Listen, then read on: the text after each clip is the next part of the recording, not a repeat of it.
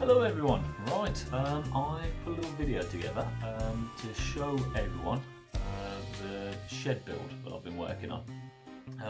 It's been a project that's been in the sort of pipeline for a long time, and any of you who know me closely will know I've spoken about it for about 2 years.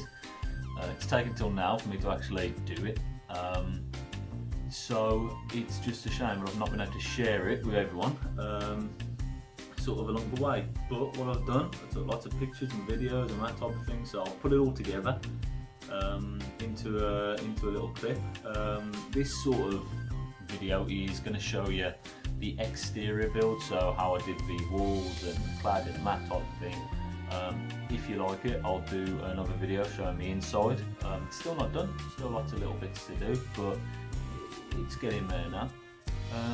Yeah, so this will be the video. If you've got any questions, or if this inspires anyone to do their own and they just want sort of help or advice, let me know. I'm more than happy to share how I did mine, but I'm no expert, so you can't blame me if it goes wrong. But yeah, hope you enjoy the video. Cheers. So to start with, here's the sort of rough plan I had. This is a picture of a garden from a very long time ago.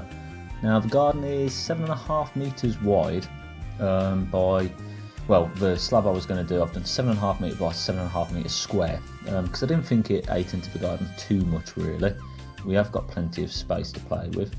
Now I did actually pay a team to dig all the soil out and to put the sort of hardcore MOT road stone down, so it was a nice firm solid level base for me to work on. Could have done it myself, but there's a lot of work involved in that, and I didn't want to expend all my energy just trying to sort of get it started, so that's one thing I did pay for.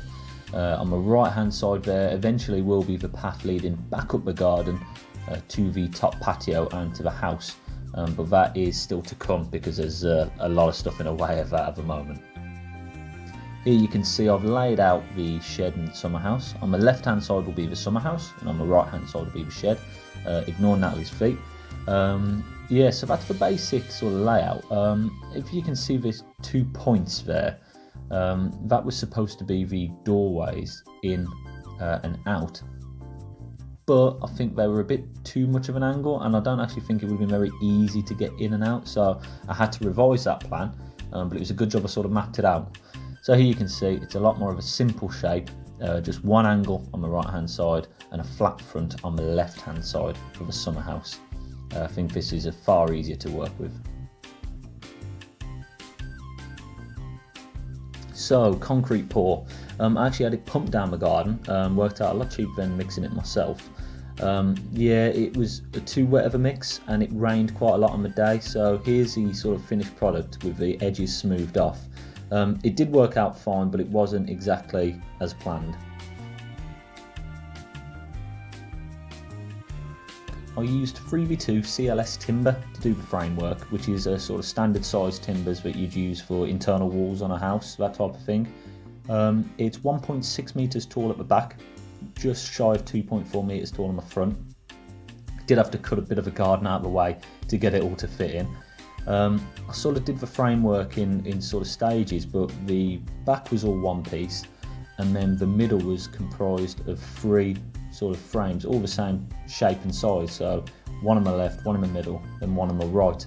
When you see it all together, it made a sort of oblong at the back, and then the front right I was going to build sort of independently of that, so the angles were a bit easier to work with. Here are the roof beams on. I went left to right on the roof beams instead of front to back. This was so had a bit more flexibility with the doors and openings on the front, and I wasn't so constricted to sort of the weight bearing walls. Here you can see the roof beams are all in place and ready to go. And here I am sort of mocking up the doorway. Now when I did get the door in, quite happy with that. Put the 2 windows either side. That used to be a triple window, which I actually cut down into 2 opening windows.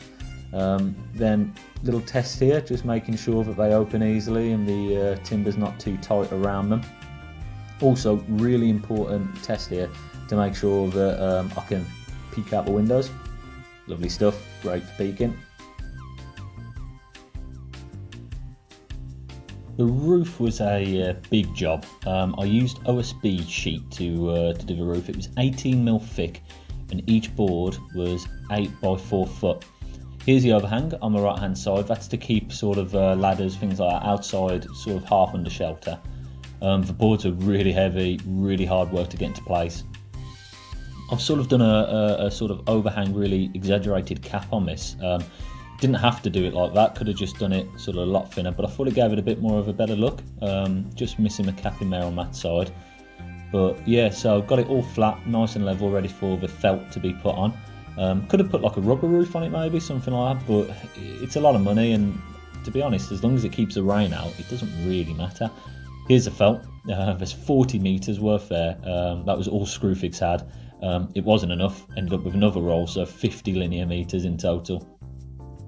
Just shows you the sort of size of the roof. We had to cut each piece of felt down. Did need a bit of help with this because it was very hard to manhandle. Each one was 7 metres long because the shed itself is about 6 metres wide.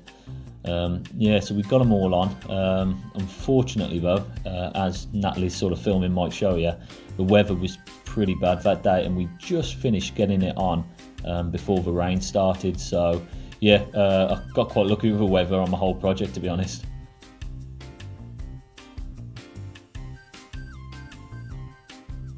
So here comes the cladding. Started off by putting a breathable membrane down underneath, sort of stapled that in place. That helps keep out sort of bugs and insects, but also any sort of rainwater that comes through the cladding, it will also help sort of bring that away from the timber. I use featheredge boards, cut them into place. You start seeing it come together here. The colour, I actually really like it, but I'm going to change that. Here we go across the back now. I actually broke 2 nail guns doing the back and I had an absolute nightmare with it, but got there in the end. Start to see the room closing in now a little bit and giving you a bit more of an idea of the shape that there's going to be. Thought it looked quite good, but yeah, I will actually be painting it black in the end. That's the idea, to help with maintenance. Now here's Natalie taking lots of selfies in her dungarees, but obviously, you know, didn't help whatsoever. But yeah, really good moral support there, appreciate it. Here we go. Again, it's giving you a bit more of an idea of the shape. Got the electrics in. Quite lucky with those, they're actually already down the garden when we moved in. Here's a sort of light that I've rigged up. I've actually put it on 2 wooden dowels. This means that I can sort of slide it into the middle of the room when I want a more ambient light, or push it far across to the left when I want it directly above my sort of workstation that I'm going to have. Thought that was a better use than just having a sort of fixed light in the middle. Here you can see the door for the shed. That's my Grand Designs handle. I've remastered it. There is going to be a slightly different handle on there, but yeah, I wanted it to look quite big for the sort of wide door that it is. So last bits of cladding going on. Now, me being an absolute idiot, I've been cutting every length of featheredge on the floor. It only took till now, when I'd almost finished, to actually make a little workstation, so I wasn't breaking my back and knees, but at least I've learned for next time. Would have done that far earlier on. The electrics, I did 3 sockets in the shed side and 3 sockets in the sort of Summerhouse side. The lighting in the Summerhouse was actually from an old light fitting that had been sort of donated to us about 2 years ago. I broke it all up, put the 3 separate pendants down. I have brought them a little bit higher than that now, but you get the idea of how I wanted it to look.